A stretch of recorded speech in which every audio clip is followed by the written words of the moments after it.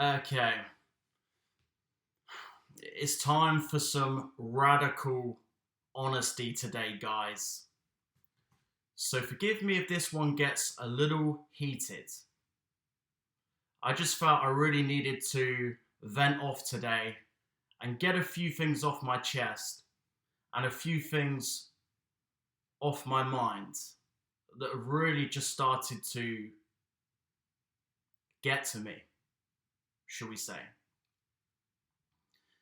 We've always been told from a very early age that if you get your head down, work hard, and focus on something, really dial in on something you're passionate about or you care about, then you're going to have a good life.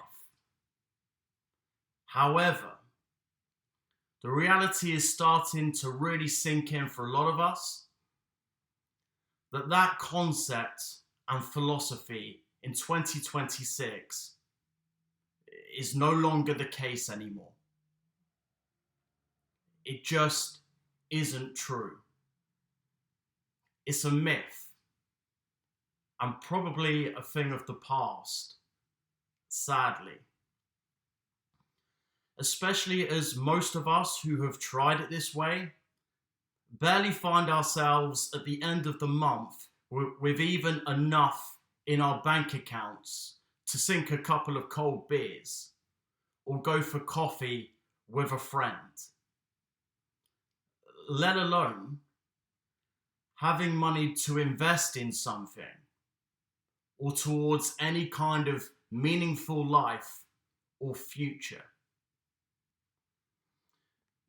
I mean, the salaries I've seen for a lot of these entry level sales, customer support, or administration roles, they don't even get close to matching the cost of living and inflation at the moment, do they? Tell me if I'm wrong. Even if you're a young single individual with no family or mortgage, I can personally confirm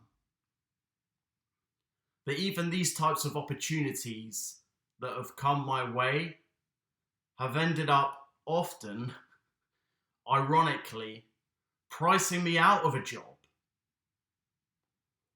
or made me completely reconsider the opportunity altogether and do a U-turn because of how low the salary is and the astronomical price we are paying at the moment just to get by. So you start asking yourself, why bother? I will be openly transparent here, guys, because I'm aware I'm probably in a slightly luckier, maybe more privileged position right now than some. As I'm fortunate enough to be staying with my dad during this transition.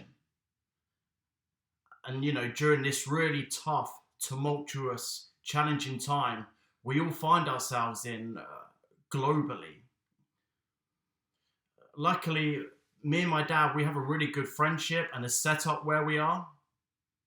However, if I didn't have that, I would be completely spent and at the end of my rope with my options. There's no doubt about that. So I can only imagine how some people are managing during this time, especially the middle and lower classes who, heaven forbid, have to support a family. I mean, are you really telling me people who are grinding hard and only just making close to the living wage, with the cost of living hiking monthly, or in some places daily it seems, are going to want to happily give over 30% taxes to the UK government, who can't even fix, by the way, a simple pothole in the road? I mean, it's just flipping, you know, If we just dial in and focus on one problem, the potholes and the roadworks and everything, just in the UK alone, is out of control.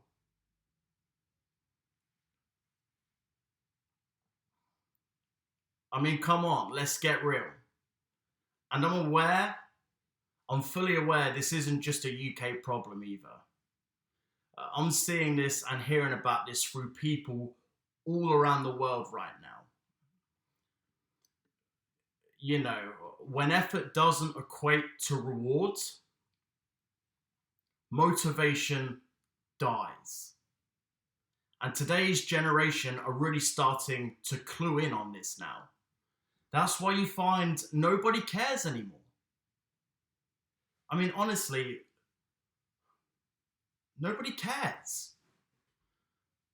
The mountain of stories I hear from people around me daily, or posts I see by people on their personal accounts on Instagram, TikTok, or social media, either through the mainstream news, all talking about how they are now of the realization and belief that hard work does not ensure a better life anymore.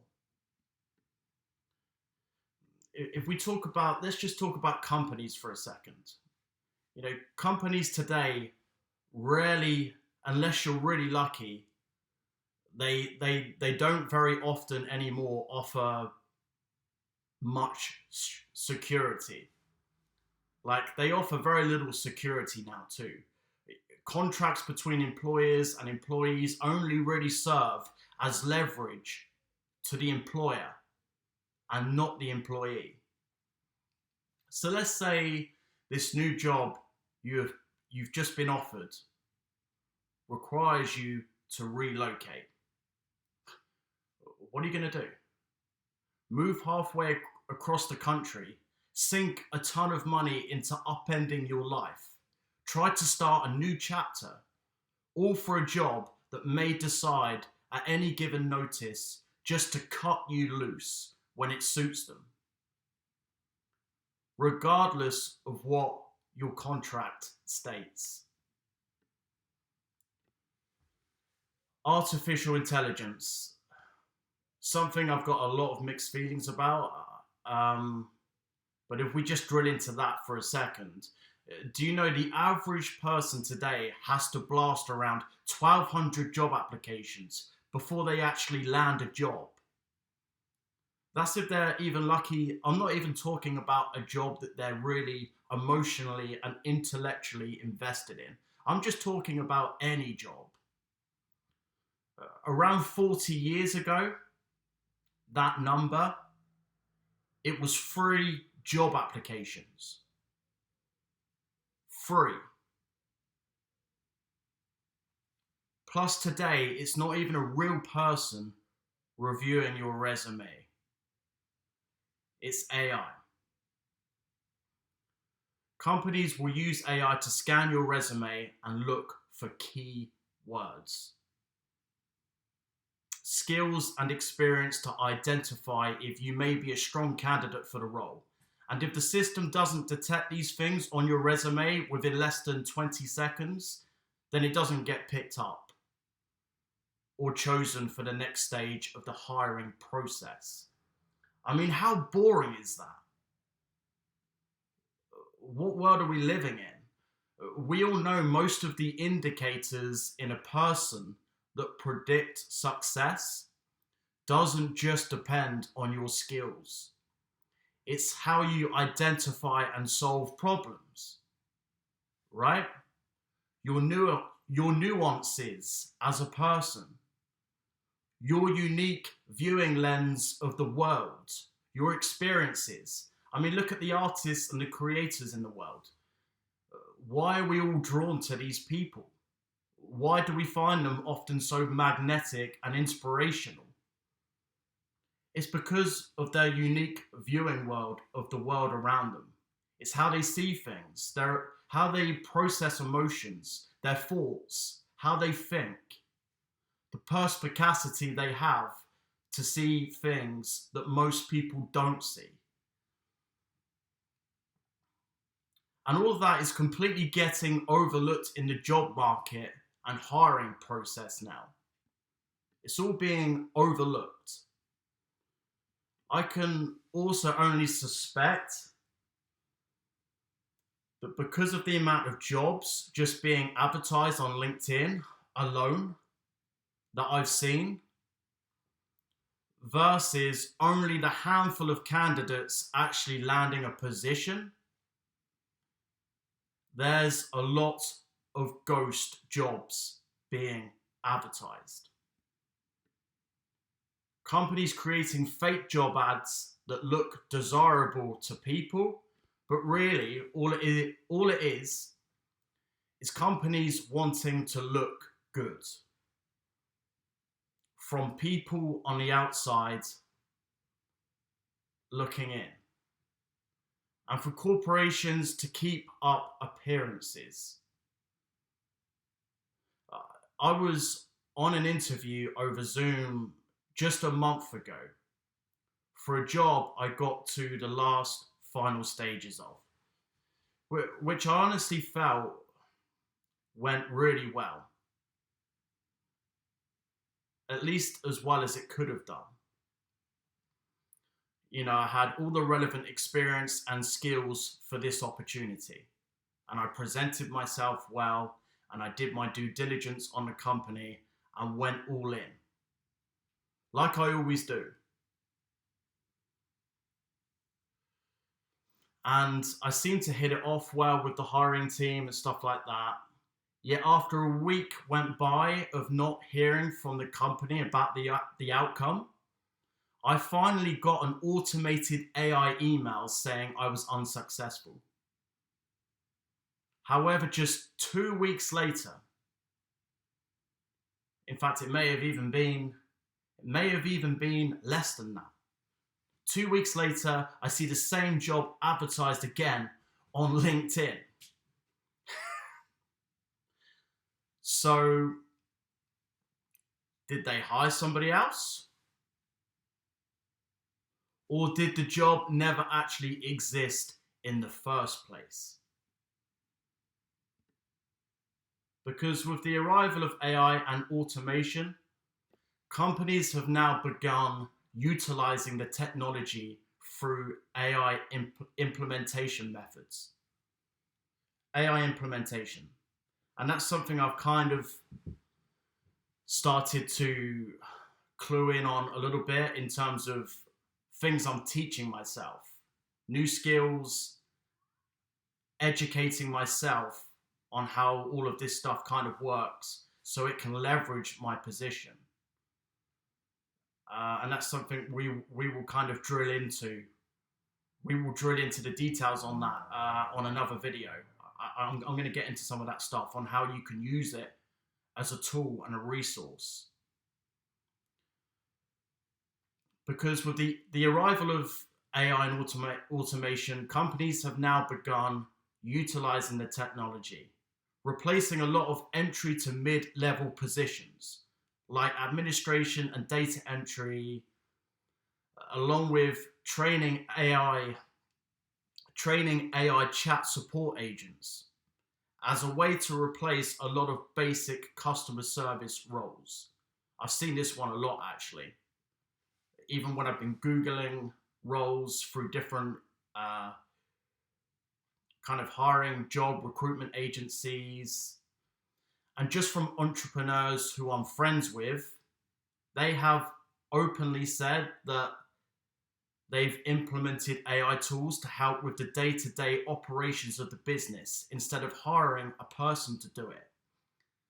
This has become an extremely cost-effective and time-efficient way to save a company money and time hiring a person to do the role,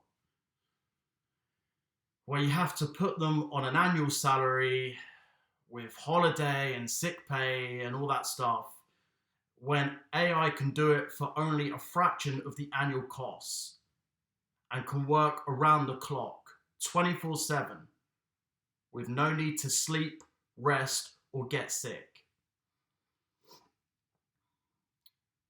I want to dial in and just make it clear, guys, for the record, just for a second, because I am not somebody that is against AI at all. I've used it myself as a creator and an artist. I think it can be a very useful and effective resource and a tool, to execute certain day-to-day tasks effectively. However, so many companies are choosing not to hire people for roles anymore out of laziness, especially as AI develops and advances.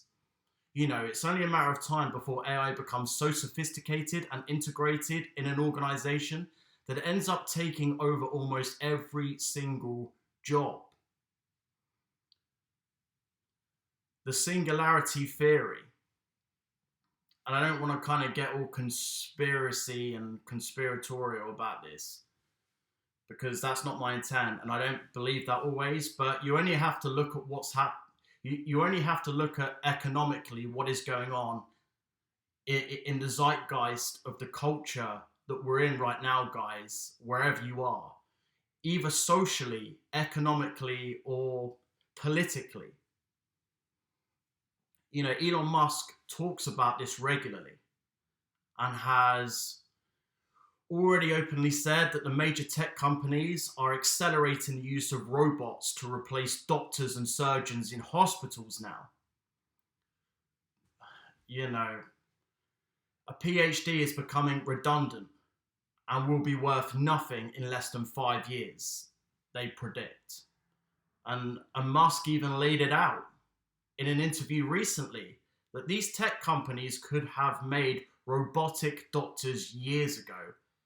However, the only thing holding them back before was the actual mechanical parts themselves. They cost too much together to put together into mass production. But actually engineering the robots themselves now is in these huge production warehouses, like the costs, they're pretty much close to nothing now. They don't cost barely anything to mass produce now in these production warehouses. So why would you pay a surgeon or a doctor a huge annual salary? People can make mistakes. Any human, we all make mistakes. So again, this is known as the singularity theory, which is the point of no return in our society if artificial intelligence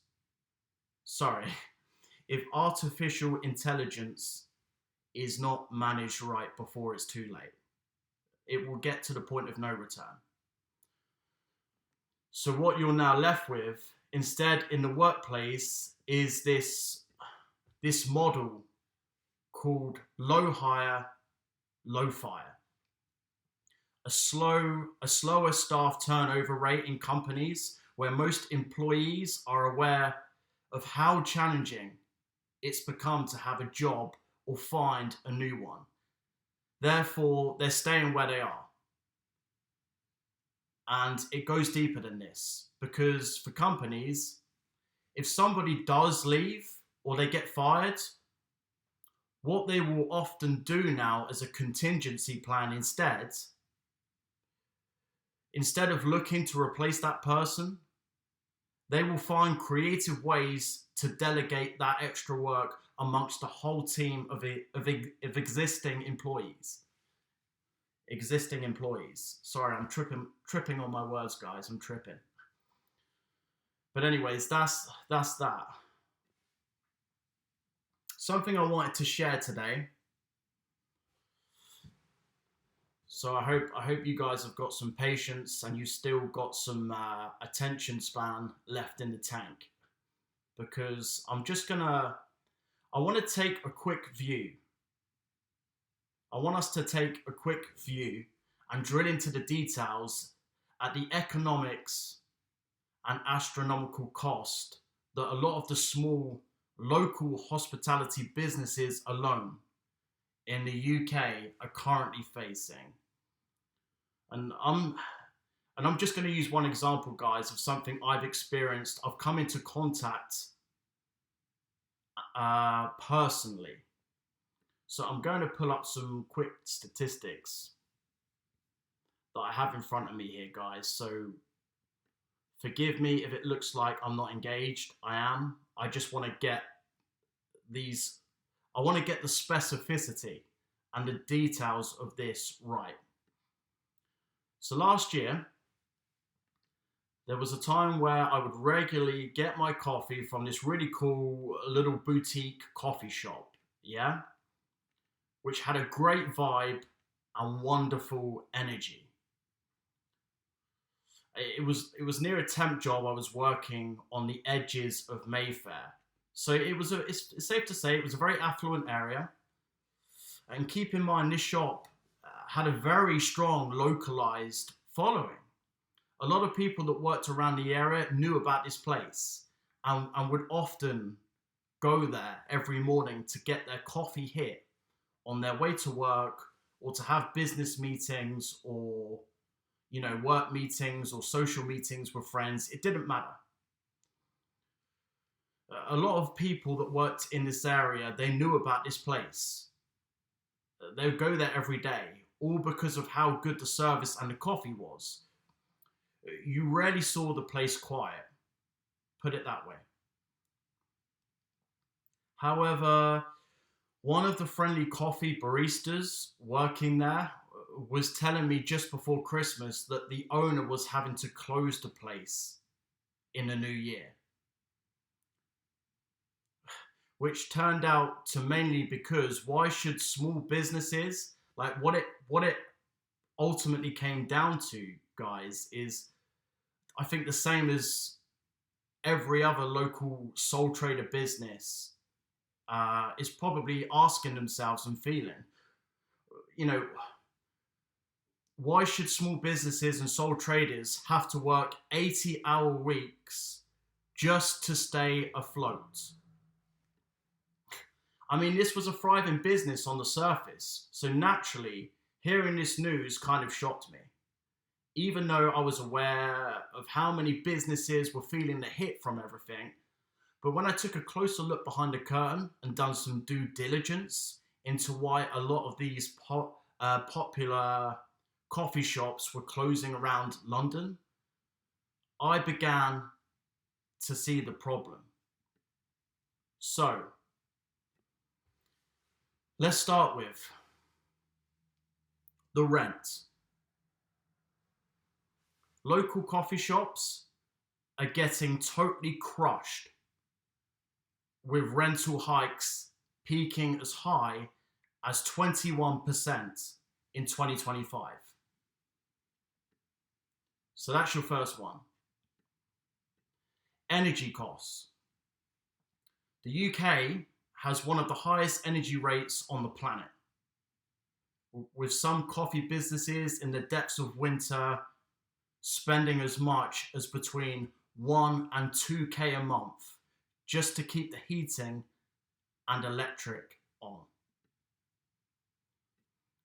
VAT, 20% across the board everywhere.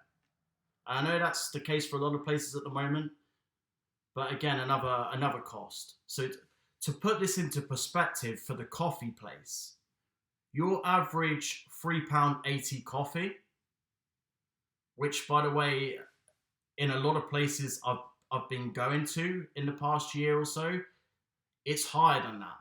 I mean, my heart almost sunk.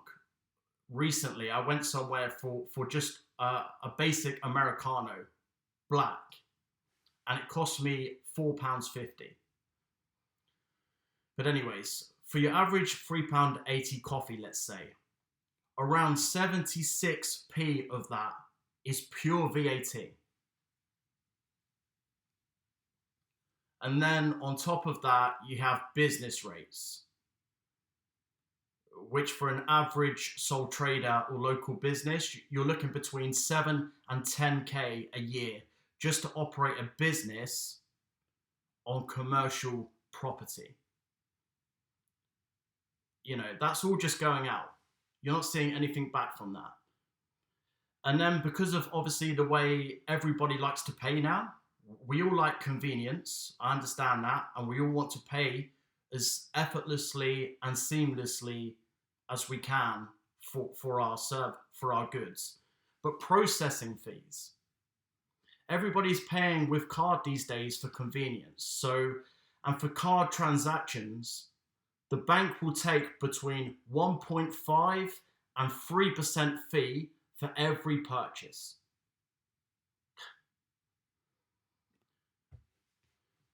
Staff costs. National minimum wage is increasing year on year.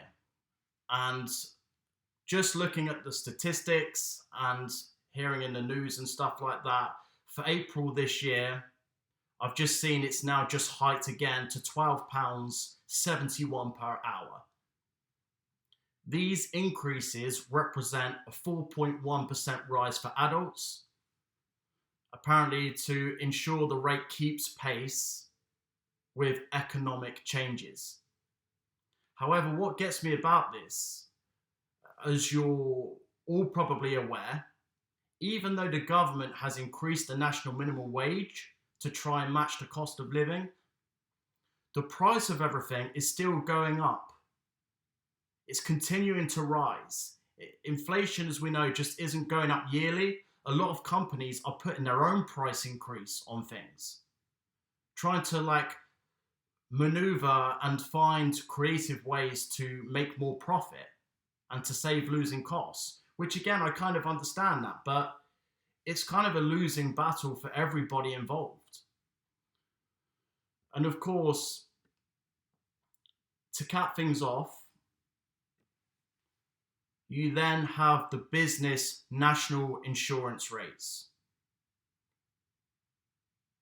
which just hiked for the second time from 13.8% to 15% between 2025 last April and April this year now for a business. So that's another national insurance charge for a local or any business. But the thing is, guys, places like Starbucks, where there was an article I saw probably in Bloomberg or something, which was talking about how most of the profits, like the taxes and the expenses that Starbucks had accumulated over last year, they're able to get a tax write-off or get that money back. Well, a lot of the smaller businesses and companies, they can't do that. So it totally crushes the desire for companies to want to hire new people, or even make it possible for companies to hire extra people during peak periods of trading.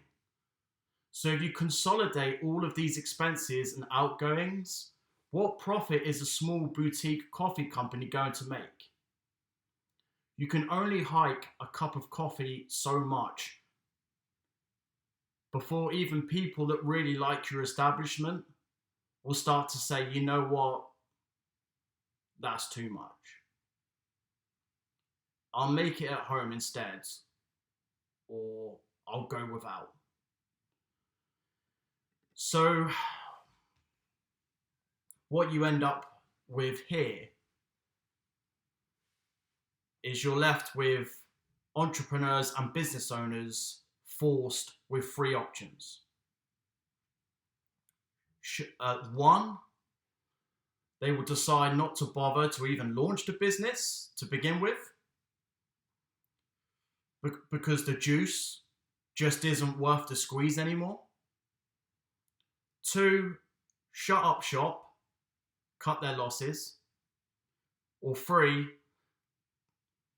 they'll relocate to another country like Dubai or somewhere in Europe where some company tax is as low as 2% for a business.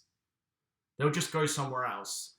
And we've seen far too many rich businesses, thriving, successful businesses in the UK, just completely flee and bounce in the past year or two since Labour got in as well.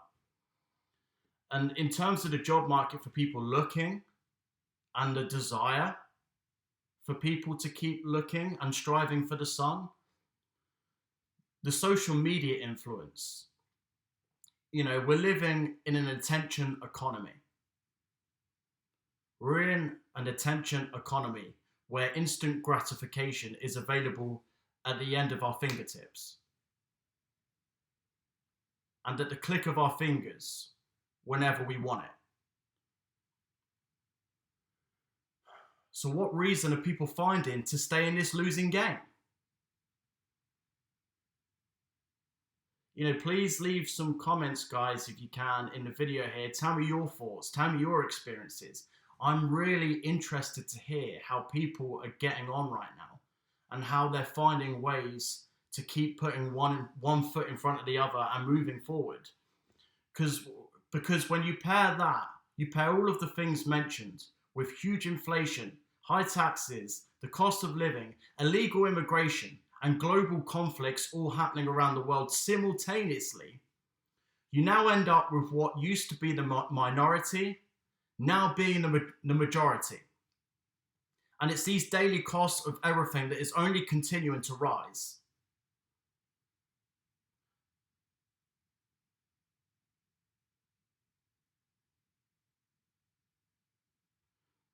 In the UK, the lack of control we have over our borders with the amount of illegal immigration coming into the country, I don't know where that leaves us. I suspect, you end up with everybody just throwing their hands up and saying, you know what? Fuck it. It's all cooked. I'm done. And nobody's taking responsibility for it, I don't think. It's just now being widely accepted as the way things are these days.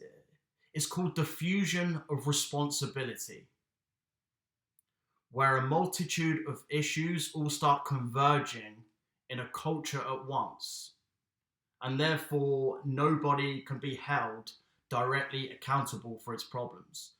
Because one issue you may be experiencing, you can say, oh, it's because of this, or it's because of that. But then you get to the source of that problem, only to find and discover you have another one, and then another one. And it just keeps spiraling into a domino effect. So it just becomes one big infinite spiral who nobody has to own. And then naturally, if you're anything like me, people get overwhelmed and they start cashing in their chips. I saw a clip of the Labour Party and Keir Starmer openly stating recently, the youth of today lack ambition. That's why the unemployment rate is so high. I mean, are you for real? What universe do you live in? The youth don't want to work because you've shown them that striving for the sun and working harder only means you get punished for it. What a total piece of chump change. Who, along with Rachel Reeves, has basically sunk the UK into a recession and major depression. I mean, the UK is falling apart on every single metric. The crime rate on the streets, the people getting robbed in major cities is spiraling more and more every day, especially as when these attacks happen, the police and the government can't seem to trace and track. They can't track and trace who the people are causing these attacks or who to prosecute. They don't know where to look or where to turn. And you think, well, of course you can't catch these people. Because a lot of these people and these crimes are taking place from individuals who have come in under the radar into our country illegally without a passport and a national insurance number. So, of course, we don't know who's conducting these attacks. These people are practically ghosts. We don't know who they are. I was in London recently and I saw a poor young lady, a woman, getting attacked outside a shop in the middle of the day. But luckily some passers-by caught the incident and chased the guy away. It's completely chaos at the moment, and nobody is regulating anything or policing the safety of people's well-being. So people don't even feel safe in their own home anymore. You know, as of early 25, it's just been revealed the UK police were making over 12,000 arrests annually for offensive online messages. Offensive, I say. That amounts to more than 30 arrests a day. Which, I don't know about you guys, but that is terrifying to me. So we don't even stand up for freedom of speech anymore in this country. And we're happy to censor somebody and deplatform them for saying something the government doesn't like, and for standing up for what they believe in.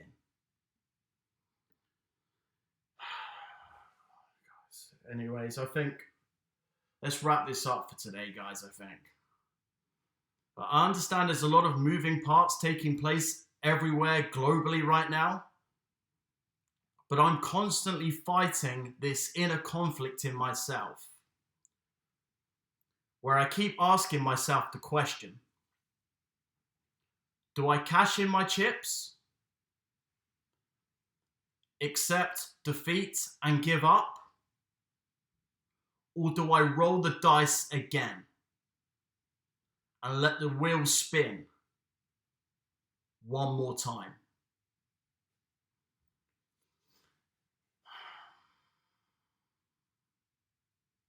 At the end of the day, as human beings walking planet Earth, we are wired to adapt. Look at ways to keep moving forwards and to solve problems. You know, we're wired as people. It's in our DNA. We're problem solvers. That's why when things around us are even going well and good in our lives, we start looking for other problems and for things to be better. However, as long as you're able to keep your faith, this is how I'll end this today, guys. However, as long as you're able to keep your faith in the unknown, even when things are tough, you will find ways to keep moving forward and putting one foot in front of the other. So I guess the message of today's story is it's time to start getting creative and to start tapping into what gives you your unique spark. What are your core values as a person? What are the 5 things you care about in your life? What don't you care about? What are you drawn to as an individual? What lights you up? Have a think about that, guys, and leave a comment in the video below.